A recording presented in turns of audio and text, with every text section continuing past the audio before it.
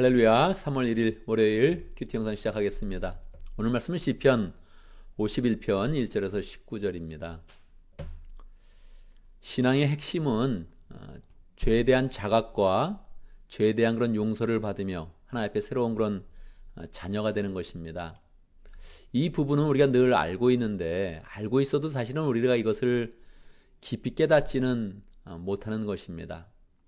다윗이 밧세바와 정을 통했다. 이것을 대부분 알고 있습니다. 그리고 하나님께 기도해서 지은 시가 51편이다 하는 그런 내용도 알고 있지요. 그런데 이것을 우리가 그런 삶 가운데 적용해 보면 굉장히 독특한 것입니다. 우리가 어떠한 죄를 지어도 하나님 앞에 용서를 받는다 하는 것들을 알고 있지만 실제 우리가 그런 삶 가운데 그러한 일이 일어난다면 그걸 우리가 이해하고 또 받아주고 복음으로 새롭게 하는 그런 일이 굉장히 어려운 것입니다.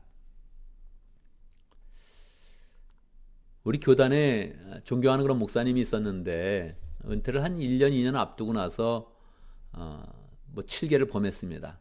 그래서 이제 사람들이 깜짝 놀랐죠. 저도 굉장히 존경하던 그런 분이었고 또 교제도 많이 하던 그런 분이었는데 근데 불륜이 있었다는 거예요.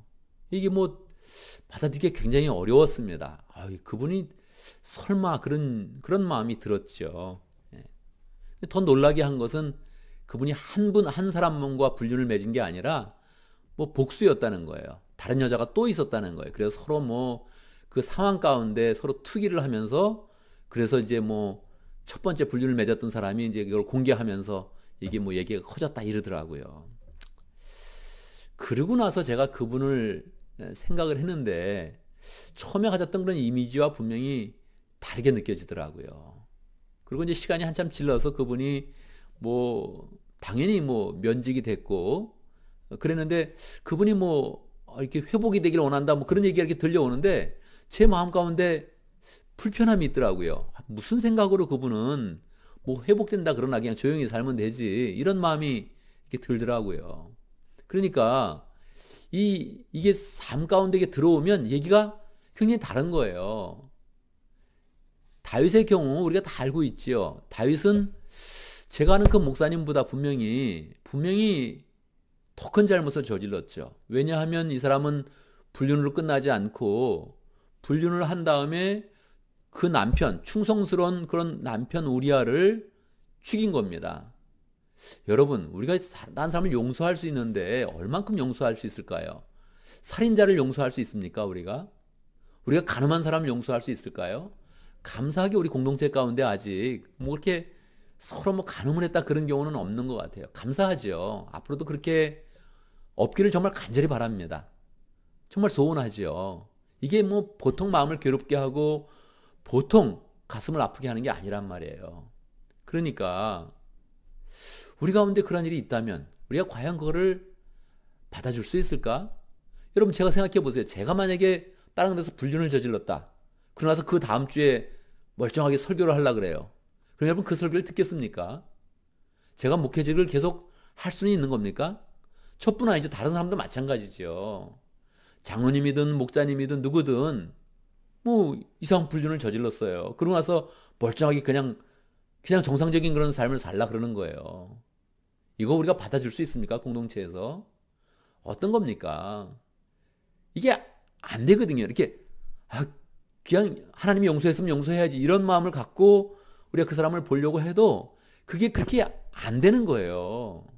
그렇게 그 사람을 그렇게 정상적으로 볼 수가 없는 거더라고요. 그런 의미에서 이 말씀을 보면 정말 이게 뭐지? 하나님의 용서라는 게 과연 얼만큼이지 하는 거를 우리가 생각을 해보게 되는 것입니다. 1절 한번 볼까요? 하나님 주의 한결같은 사랑으로 내게 자비를 베풀어 주십시오. 이게 늘 번역이 이리저리 하는데 이게 굉장히 간단한 겁니다. Oh God, have mercy on me 이렇게 된 겁니다. 주의 국류를 베풀어 내 반역죄를 없애주십시오. 다윗은 왕입니다. 지금 왕이니까 이걸 반역죄로 또 번역할 수 있는지도 모르겠는데 어쨌든 본인이 반역죄로 번역을 했단 말이에요. 그러면 왕이 무슨 반역을 합니까? 왕은 반역하는 그런 사람이 아니죠. 반역하는 사람을 처단하는 그런 사람이죠. 그러니까 다윗은 자기가 왕이지만 하나님 앞에 백성이 되어서 지금 하나님 앞에 내가 반역했습니다. 이런 마음으로 이제 고백을 하는 거죠. 뭐 초반부는 그냥 정상적인 거예요. 내 죄악을 말끔히 씻어주시고 내 죄를 깨끗이 없애주십시오. 정상적이죠. 그러니까 뭐 마땅히 그래도 우리는 쉽게 용서하지 못합니다. 이 다윗이 옆에 있다면 그래 뭐 네가 죄 졌지 그런 마음이지. 우리는 뭐 그 사람이 남편을 죽인 것까지 생각한다면 네가 인간이냐? 넌 살인마다. 넌 정말 용서할 수 없다. 그렇게 얘기하지. 어휴 뭐 우린 다 이해됩니다. 그렇게는 못할 거예요 아마. 5절이여 실로 나는 태어날 때부터 죄인이었고 어머니의 태속에 있을 때부터 죄인이었습니다. 그렇죠. 그러지 않고서 어떻게 그런 짓을 저지를 수 있겠어요. 그렇지 않습니까? 어떻게 그럴 수가 있어요 인간으로서. 그럴 수가 없는 거죠. 그런데 다윗은 그러한 죄를 짓고도 다시 하나님께 기도하는 거예요. 그냥 7절 보겠습니다. 우슬초로 내 죄를 정결케 해주십시오. 내 죄가 깨끗하게 될 것입니다. 나를 씻어주십시오. 나는 눈보다 더 희게 될 것입니다. 그렇게 고백을 하는 거예요. 이건 뭡니까? 우리가 5절까지 태어날 때부터 죄인이었고 나는 항상 죄가 내 앞에 있습니다. 그러면 맞죠. 당신 정말 그런 사람이다. 어떻게 그럴 수가 있냐 인간으로서. 그렇게 이야기를 할 텐데 그냥 다윗은 용서를 구하는 거예요. 그냥 이 8절 보면 더 심하죠. 기쁨과 즐거움의 소리를 들려주십시오. 뭐가 기쁨이에요? 영원히 정죄받아야지. 영원히 매장시켜버려야지. 이런 인간은. 그렇지 않아요? 비록 주님께서 나의 뼈를 꺾으셨어도 내가 다시 기뻐하며 외치겠습니까? 이게 뻔뻔으로 나가는 거예요. 지금 뻔뻔하잖아요. 이제 9절 주의 눈을 내 죄에서 돌리시고 내 모든 죄악을 없애주십시오. 죄악을 없애는 것까지 막 그냥 그렇게 나가는 거예요. 하나님께 지금 10절 하나님 내 속에 깨끗한 마음을 새로 지어주시고 내 안에 정직한 새 영을 넣어주십시오. 이거 가스펠송에도 있죠. 뭡니까? 아니 죄를 졌으면 용서받지 못할 죄를 졌으면 그냥 평생 그냥 숨어서 평생 그냥 어디 가서 그냥 조용히 지내야지. 그냥 뭐 담대하게 지금 기도하는 거예요. 내 안에 정직한 새 영을 넣어 주십시오. 그리고 기도하는 거예요. 뭐 계속 또 나갑니다. 그냥 담대하게 나갑니다. 주님 앞에서 나를 쫓아내지 마시고 주의 거룩한 영을 나에게서 거두지 말아 주십시오. 성령을 주십시오. 지금 그러고 기도하는 거예요. 이게 뭡니까 이게. 옆에 이런 사람이 있다면 굉장히 불편하거든요. 굉장히 불편하거든요. 가끔 또 그런 사람이 있어요. 뭐 7계를 범하고 나서 하나님이 다 나를 용서했다 뭐 이러고 막 덤비는 사람이 있어요. 그러면 옆에서 그런 모습 보면요. 굉장히 가증스럽고 굉장히 어렵습니다. 지금 다윗이 그런 상태란 말이에요. 15절 주님 내 입을 열어주십시오. 주님을 찬양하는 노래를 내 입으로 전파렵니다. 이게 죄는 끝난 거예요. 끝난 거예요. 19절까지 가면요. 이제는 뭐 다 주님이 용서해 준 것 같이 돼가지고 마지막 19절 보면 그때 주님은 올바른 제사와 번제와 온전한 제물을 주님께서 기쁨으로 받을 것이니 그때 주의 제단 위에 수송아지를 드리겠습니다. 그래서 뭐 예배로 나가고 제사로 나가면서 이게 뭐 느낌이 암울한 느낌보다 이 죄악스러운 느낌보다는 기쁨과 하나님의 은혜가 가득하 있는 그런 내용으로 오늘 시를 마치게 되는 거예요. 이게 말입니다. 이게 이 다윗이 옆에 있다면 받아주기 힘들어요. 저는 옆에서 그런 사람을 봤거든요. 뭐 목사님 가운데도 그런 사람이 있어서 뭐 자주 있는 건 아니지만 제가 한 26년 동안 여기 있으면서 두 분이 그저 그런 사람이 있었어요. 그러니까 한 10년에 한 번, 13년에 한 번씩은 그런 일이 일어난단 말이에요. 그러면 이거 옆에서 그런 사람이 있을 때 우리가 이게 덮어야 됩니까? 같이 하나님과 함께 뭐 용서해야 됩니까? 그냥 없던 걸로 합시다. 당신이 뭐 회개기도 했으면 됐고 같이 찬양을 부릅시다. 같이 예배 드리죠. 그리고 끝내는 겁니까? 굉장히 어려워요. 그게 굉장히 어려워요. 그럼 왜 이런 내용이 성경에 있고 다윗은 왜 이런 태도를 취하는 겁니까? 여러분 한번 생각해 보세요. 여러분은 살면서 어떻습니까? 여러분은 죄인입니까? 아닙니까? 제가 늘 이거 새로운 사람들한테 묻는 거죠. 대부분 죄인이라 그래요. 그런데 여러분, 당신은 정말 지옥에 갈 만큼 죽을 죄를 지은 죄인입니까? 아닙니까? 그러면 그건 다 아니라 그러더라고요. 그 정도는 아니다 그래요. 그 정도는 아니죠. 딱 얘기하더라고요. 여러분은 얼만큼 죄인입니까? 여러분. 2개 중에 한번 골라보세요. 2개 중에. 이렇게 용서받지 못할 그런 죄를 짓고 주님 앞에 용서함을 받고 다시 하나님의 자녀로 서서 예배하는 그런 사람이 될 것인가? 아니면 나는 그래도 평소에 그런 삶이 어느 정도 깨끗해서 그렇게 주님의 그런 보혈이 그렇게까지는 필요하지 않은 사람이 될 것인가? 성경은요, 이 둘을 우리에게 고르라 그럽니다. 우리는 죄에 대한 그런 인식을 할 때, 그래, 나도 뭐 이렇게 완벽하지는 못하지. 그렇게 살기를 원해요. 내가 완벽하지는 못하지. 그렇지만 나는 어느 정도 노력하는 사람이야. 나는 어느 정도 깨끗한 사람이야. 그러고 살려고 합니다. 그렇게 하면 하나님은 그 사람은 너는 진짜 죄인이다. 그렇게 이야기합니다. 하나님께서는. 우리는 스스로 죄 없다고 이야기하고 싶어 해요. 우리는. 그런데 하나님은 이 다윗과 같이 용서받을 수 없는 그런 죄를 지었는데 하나님의 복음에 의지하고 예수 그리스도의 보혈에 의지해서 주님께 나와서 깨끗함을 입어서 하나님, 나는 원래 죄인이었는데 하나님이 깨끗게 해주셔서 내가 다시 찬양하는 사람으로 예배하는 그런 사람으로 이제 서게 되었습니다. 그러면서 하나님께 감사하는 그런 사람을 더 원하십니다. 이게 참 묘한 거예요. 정말로. 이 복음은 정말로 묘한 겁니다. 이게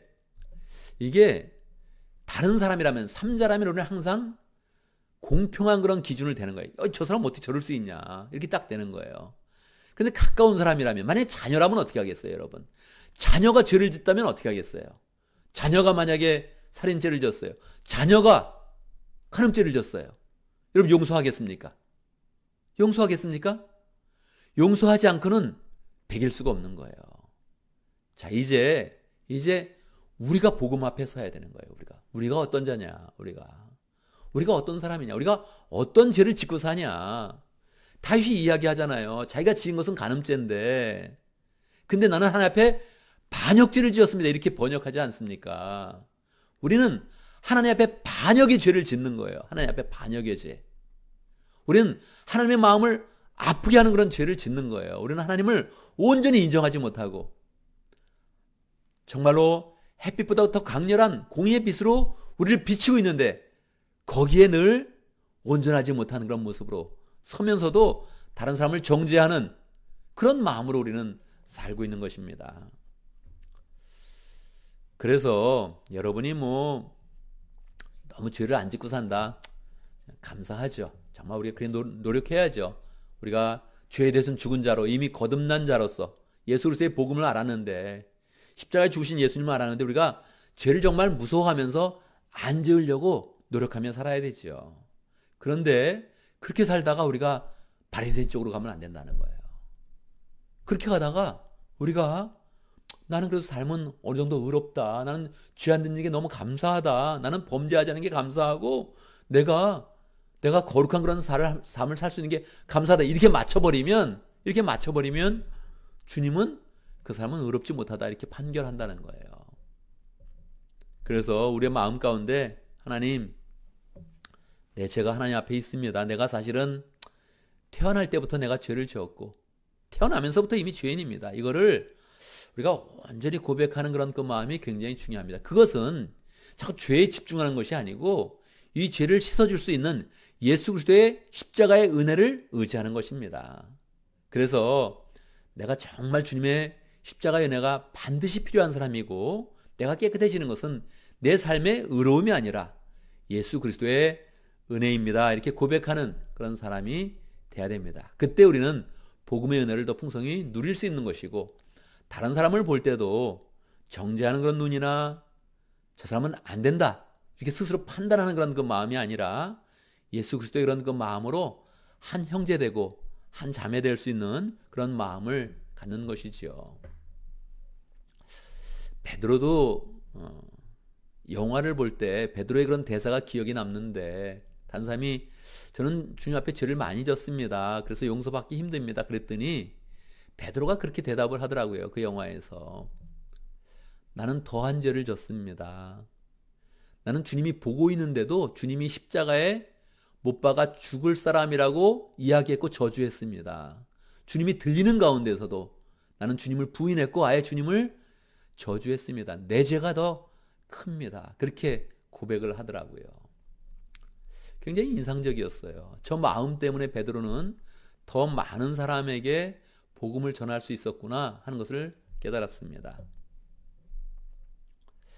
바울도 그렇죠. 바울도 용서받기 힘든 그런 죄를 지었죠. 우리가 알다시피 스데반이 순교할 때 그 자리에 있었고 증인이 되었고, 또 바울은 핍박을 할 때 다른 사람이 하지 않는 그런 일을 했습니다. 여자들을 잡아가고 아이들까지 잡아해서 잔해하는 그런 삶을 살았죠. 또 다메섹까지 가서 내가 그리스도인들을 잡아오리라 이렇게 해서 하나님을 거역하는 반역죄를 지었죠. 그러니까 그 죄된 그런 그 마음을 예수 그리스도의 은혜로 덮으면서 더 열정적인 그런 사람이 되었던 거예요. 그래서 우리가 스스로 깨끗하다고 생각하느냐, 아니면 스스로를 죄인이라고 생각하느냐, 이 마음을 꼭 물어봐요. 나는 정말 하나님 앞에 용서받기 힘든 죄를 지었나? 우린 지었습니다. 우린 지었습니다. 내 기준으로는 안 지을 수 있어요. 내 기준으로는. 그런데 하나님의 기준으로는 용서받기 힘든 그런 죄를 너무 많이 지었다는 거예요. 그래서 그 마음을 가지고 주님의 그런 은혜가 나를 씻었습니다. 그래서 항상 주의 은혜 가운데 의인이 되어서 다시 하나님의 그런 사람으로 서고 하나님의 자녀로 사는 복된 그런 삶을 사는 우리가 되기를 간절히 바랍니다. 오늘도 말씀 가운데 기도 제목을 붙잡습니다. 우리는 죄를 지은 사람인데 예수님의 은혜에 의지해서 새롭게 되고, 새롭게 되어서 단사함을 품는 마음도 넉넉히 가지고, 용서하는 마음도 넉넉히 가지고, 내가 하나님 앞에 참으로 용서함을 받은 귀한 그런 사람이다, 이것을 늘 가지고 살아갈 수 있도록 오늘도 목장을 위해서 기도합니다. 러시아 목장을 위해서 기도합니다. 준 목사님, 볼 목부님, 그리고 목원들과 또 장태호 성사님 위해서 기도하겠습니다. 오늘 저녁에 유스그룹 생명의 삶 성령 체험 시간이 있습니다. 함께 기도해 주면 좋겠습니다. 어렸을 때 성령 충만하면 얼마나 멋지게 살겠습니까? 사춘기 때 더 성령 충만하게 되어서 하나님에 미쳐 있으면 얼마나 멋진 그런 인생이 되겠습니까? 오늘 우리 현우와 주한이 성령 체험을 풍성히 하는 그런 가운데 또 새롭게 인생을 살아가는 귀한 그런 인생이 될 수 있도록 우리 강사로 있는, 보조 강사로 있는 우리 여진이와 찬이도 함께 금식하자, 그렇게 이야기했습니다. 또 부모님들 함께 금식하고 저도 함께 금식하는데 여러 사람이 금식하면서 또 하나님의 은혜를 사모하고 하나님의 은혜를 체험하는 복된 시간이 될 수 있도록 함께 기도하면 좋겠습니다. 제가 먼저 기도하고 함께 기도하는 시간 갖도록 하겠습니다. 기도합니다. 하나님 아버지, 우리가 죄인입니다. 용서받기 힘든 그런 죄인이며 지옥불에 떨어질 수밖에 없는 그런 죄인입니다. 그럼에도 불구하고 주님께서 예수 그리스도의 은혜 가운데 우리를 살려주시고 깨끗게 하시고 우리에게 영생을 한 삶을 살 수 있도록 인도하신 것 감사합니다. 늘 그 기쁨으로 살 수 있도록 역사하여 주시옵소서. 죽음 가운데서 구원을 받았으며 죄 가운데서 구원을 받은 그 은혜 가운데서 우리의 마음이 늘 풍성하게 하시고 찬양하게 하시고 예수 그리스도의 은혜에 감사하면서 우리의 마음이 넉넉해지고 풍성해지고 다른 사람도 잘 포용할 수 있는 복된 삶을 살 수 있도록 인도하여 주시옵소서. 하나님 아버지, 러시아 목장을 위해서 기도합니다. 주님께서 함께하여 주옵소서.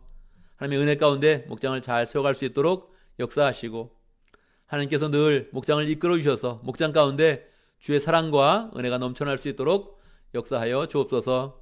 러시아 지역에서 선교하시는 장태호 선교사님, 안식년을 맞이해서 한국에 왔는데 안식할 수 있도록 인도하시고 또 새롭게 선교에 대한 그런 비전을 새롭게 하는 복된 삶을 살 수 있도록 역사하여 주옵소서. 하나님 아버지, 교회를 위해서 기도합니다. 우리 교회에 다음 세대의 그런 지도자들이 잘 세워질 수 있도록 인도하여 주시고, 다음 세대의 귀한 그런 일꾼들이 성령 충만하여서 하나님의 교회를 더 든든하게 세워갈 수 있도록 역사하여 주옵소서. 오늘 주환이와 현우 또 성령 체험 시간을 갖습니다. 주님께서 은혜를 베풀어 주옵소서. 누가 성령을 부을 수 있습니까? 하나님이 직접 성령을 부어주시고 인생을 새롭게 하시고, 어릴 때부터, 젊을 때부터 하나님을 열정적으로 섬기며 사랑하는 그런 가운데 인생의 기쁨과 은혜가 늘 충만할 수 있도록 역사하여 주옵소서.